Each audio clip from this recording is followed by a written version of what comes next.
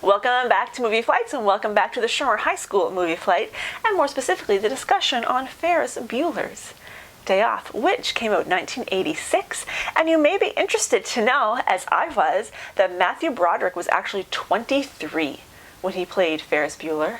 I found that really interesting because he has such a little baby face in the film that I really thought that he was a teenager. And then, you start doing the math while you're watching. So this came out in mid-80s, and you know what year it is now, and you're trying to figure out how old he is, and you're doing all the math. So I just asked Google.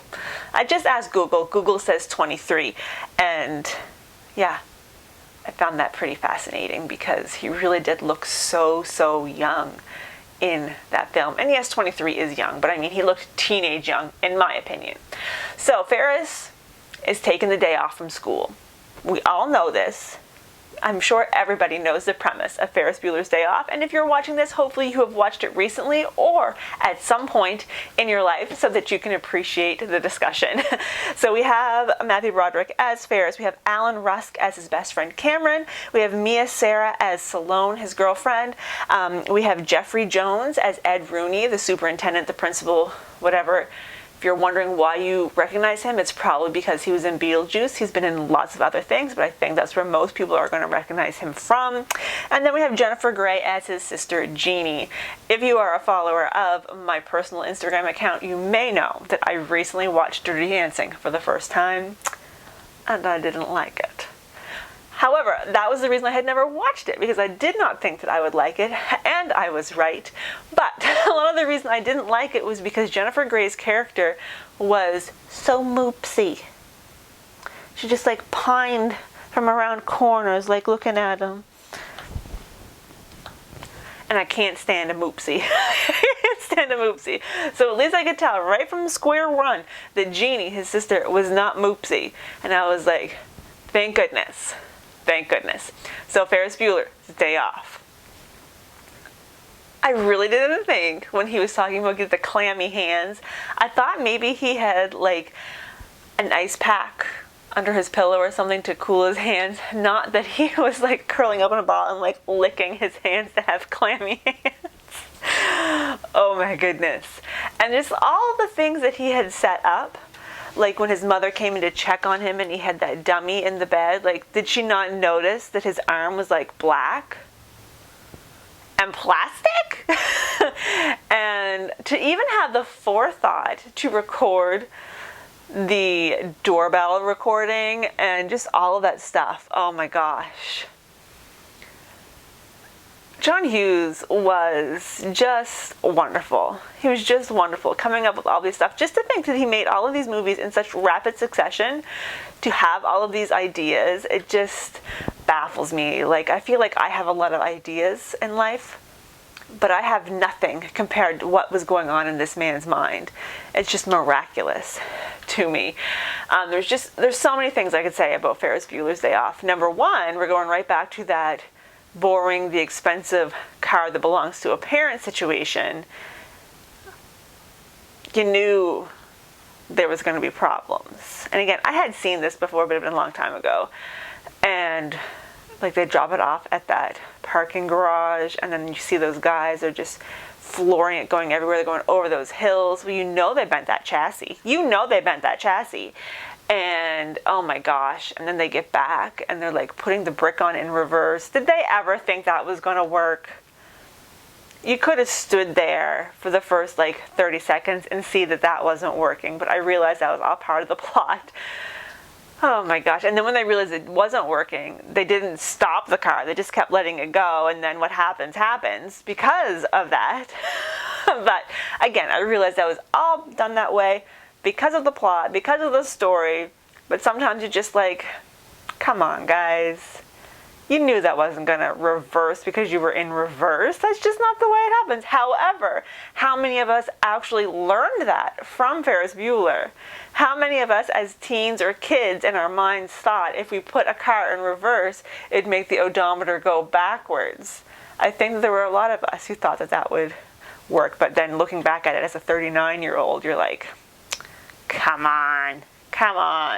Now let's go back to Jeannie. Let's circle back to Jeannie for a minute, because she spends the whole movie trying to prove that he's not sick. However, at the very beginning, he's like motioning to her, like obviously he is telling her that he is not sick.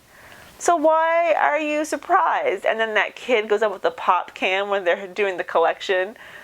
A, does he not know that that's Ferris's sister? B, who's the poor sucker that's going to have to get the money out of that pop can? Who's the poor sucker who's going to get the money out and then have to clean it because it's going to be all sticky? Like, you couldn't find anything better than a pop can. Oh my gosh. So she's really just mad that he's skipping school and getting away with it. But if she tried to skip school, she would never get away with it. And yet, she goes to see Mr. Rooney when she's supposed to be in class and he's not there. The next thing you see when they're supposed to be in gym class, she drives by in her car, in her Fiero. She's not in class there. Then she's at home when Mr. Rooney shows up and they have that that was a pretty sweet kick that she had, and her run up the stairs. Can we talk about that run up the stairs?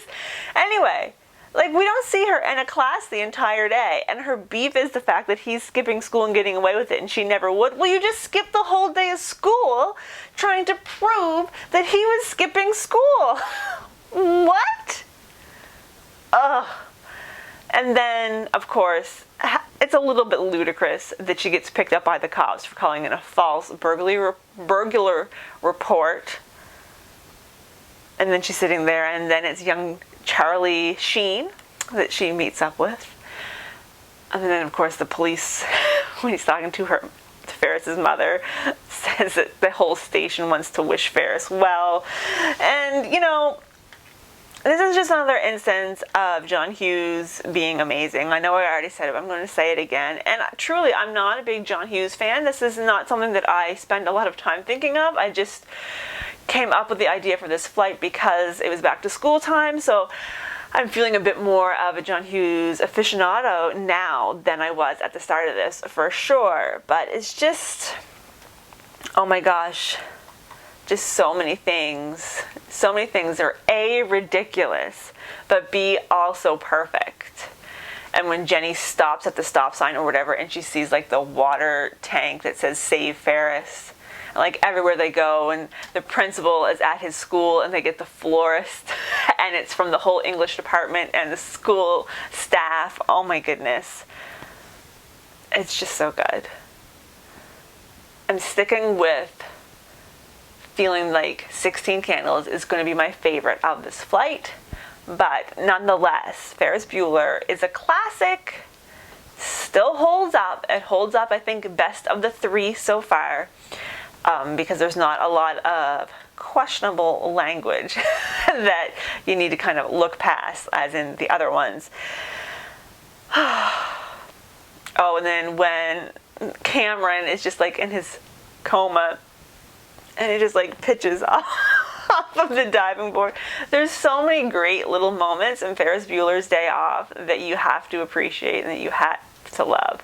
And then, of course, the end, when he finally gets in bed, he makes it into his bed, and he realizes that his stereo is still on with his fake snoring, and he pulls out the baseball that he caught at the baseball game and throws it and gets it right in the right place, turns the stereo off just as his parents come in, and then I'll admit he's a little bit moopsy, but rightly so, because he's just pulled off a fast one.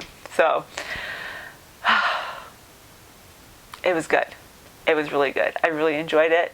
I'm sorry that Netflix has removed it from Netflix Canada, so that if you missed it, you're going to have to work a little bit harder to find it, but I'm sure that you can find it. Ferris Bueller's Day Off.